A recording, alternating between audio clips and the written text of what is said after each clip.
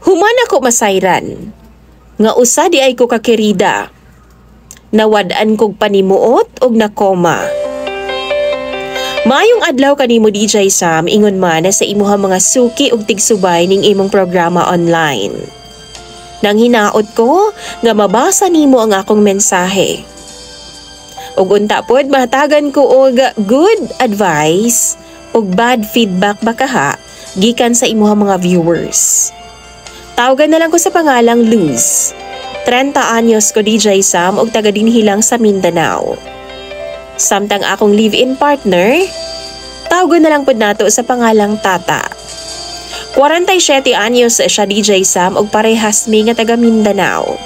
17 years ang among gap ni Tata. Una na ako sugdan na dihang nagkaila mi ni Tata DJ Sam, estudyante pa lang ko. Healthcare services ang akong kurso. Ani nga time working student ko DJ Sam. Diri na ako pod nakita si Tata og nakaila. Ga-deliver man siya DJ Sam og salaset sa akong amo. Si Tata usa siya ka driver. Naipagka-joker siya DJ Sam og prangka pod. Giingnan pagani niya ang akong amo ni adto nga time nga dili daw ko pakapuyon. Taod-taod gipangayo niya ang akong number ug nagbilin pod siya iyahang number. Pero ni adto nga time wa gyud nako gihatag una ang akong number. Sa ikaduhang higayon nagkita mi pag-usab ni Tata. Siya di ay ang gi-contact sa akong amo nga mag-pull out sa mga gamit. Kay lagi magbalihin man ang akong amo sa bag-o nilang panimalay sa Pikas Barangay. Mausab ang ilang truck nga gikontrata sa akong amo. Ani nga adlaw grabing kakapoy nako. Maghinlo, mag-arrange, ako atanan. Nagtabi-tabi pod mi ni Tata DJ Sam, may nalang pod kay pawala sa kalaay ba. Gihatag na lang gyud ako kadugayan ang akong number sa iyaha. Kay feeling nako safe ko sa iyaha. Abi gani sa akong amo DJ Sam nga nagkauyab naming duha, kay close lagi daw kaayo mi. Gikatawaan na lang nako DJ Sam. Adlawng Lunes na nausab klase. Pero akong klase oras lang DJ Sam ug usahay half day lang. While galakaw ko DJ Sam, sige ko gunahuna what if mag-apply kaya ko sa fast food chain. Kana bitong 24 hours nga abli, unya, mudawat og working student. Tuod man ako nang gibuhat DJ Sam, nang apply gyud ko ug nadawat pod ko. Nakatrabaho ko ug nihawa ko sa trabaho nako sa panimalay. Kana pod nga time DJ Sam, giteksan nako si Tata. Kay lagi, di man ko kabisado sa lugar. Nagpatabang ko niya nga mangita og boarding house nga pwede na akong kapuy-an. Tuod man, safe ang akong pagpuyo. Trabaho, eskwela, ana lang yun ko. Og halos pod si Tata kada adlaw nagaadtuan siya sa ako ang boarding house DJ Sam og sunduon pod ko niya sa eskwelahan o di baka sa trabaho. Akong klase, 7 a.m. to 11 a.m. Sa trabaho, 4 p.m. to 11 p.m. Kaya ra gyud kaayo. Usahay, fixed jud ang akong oras. Malate-late pag yun gani ko DJ Sam. Kay aning tungura man good, graduating pod ko. Tuod man sa akong pagpaningkamot, nakahuman gyud ko sa akong pag-eskwela. Si Tata ang niuban nako sa pagpasok. After pipila ka adlaw nga nanlabay, diri pa ko nangutana kang Tata. Ulitaw ba gyud siya? Kay wa may kami, DJ Sam. Tinuod na. Sa kadugayon namong panag-uban ni Tata, no? Wa gyoy kami. Maski sunduon ko niya, why kami? Wa man pud siya nanguyab sa ako DJ Sam. Ingon pa siya, naluoy daw siya sa ako kay grabe gyud daw nako ka determinado. Grabe na ko fighting spirit. Pursigido gid kaayo ko DJ Sam. Dito daw siya may believe sa ako og hanga gid daw kaayo siya sa ako Ako po DJ Sam, wa pod ko'y gugma sa iyaha. Feel lang nako nga safe ko sa iyaha. Day off na ako DJ Sam, naglaag ming duha, nagbalot. Storya lang good, until nga giprangka gid ako siyag pangutana. Asa iyang asawa?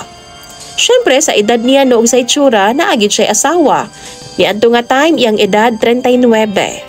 Di ba minyo na gyud? Ingon siya, wa daw siya'y asawa. Bulag daw sila ug naa daw sila'y anak isa.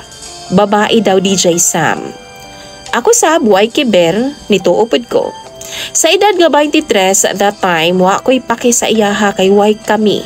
Maski sunduon ko niya sa eskwelahan or trabaho, wa ko'y pakialam.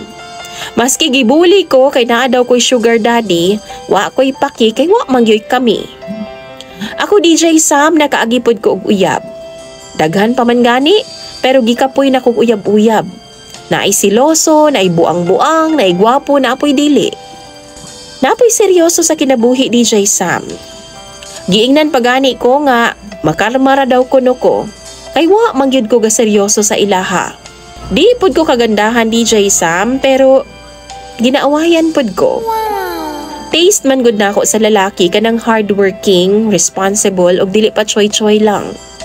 Pero si tata DJ Sam, grabe. Di na ko ma-explain. Mura bitaw na ay something sa iya ha? Why kami pero sige mi og kuyog. One time na agyo nahitabo sa amwa DJ Sam. Ug nasundan pa to og nagsige na lang. Hangtod nga naburos na gyud ko DJ Sam. 6 months na nga akong tiyan, dihang dunay ni claim kay tata nga iyaha daw ko nung papa. Wa gyud ko nakatingog kay lalaki man. Akong gi-expect babae kay mao may iyang ingon. Mao man iyang ingon sa una DJ Sam nga babae daw ang iyang anak. DJ Sam gahilak ko nga wa kasabot. Ingon siya, ako daw kuno ang naguba sa ilahang pamilya. Sunod adlaw na ay nagtawag sa ako a DJ Sam, ang asawa na pod. Giingnan pa ko nga burikat daw kuno ko DJ Sam o gipost pa ko sa Facebook.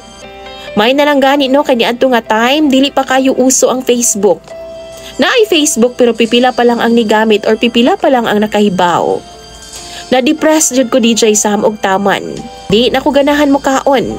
Lutaw na ko permanente DJ Sam ug naga-attempt na ko nga mag-suicide. May nalang gani no kay caring ang ako mga silingan ug nakit-an ko nila. Ingon pa sila, ianak daw nako ang bata kay ilaha daw adapon DJ Sam. Grabe among away ato ni tata. Gina-insist gyud niya DJ Sam nga bulag daw kuno sila ug doon na daw laing bana ang iyang asawa. Pero sirado na ang akong utok. Dili na ko mutuo sa iya DJ Sam. Sige na lang ko og hilak. Pagkasunod adlaw ni ana, gidako niya dito sa iyang ginikanan. Tuod man, gikonfirm nila nga bulag na giday sila sa iyang asawa. Tuod man ang bay, una nakasala daw ug nakaanak sa laing lalaki. Pero ako DJ Sam, sarado gihapon ang akong huna-huna.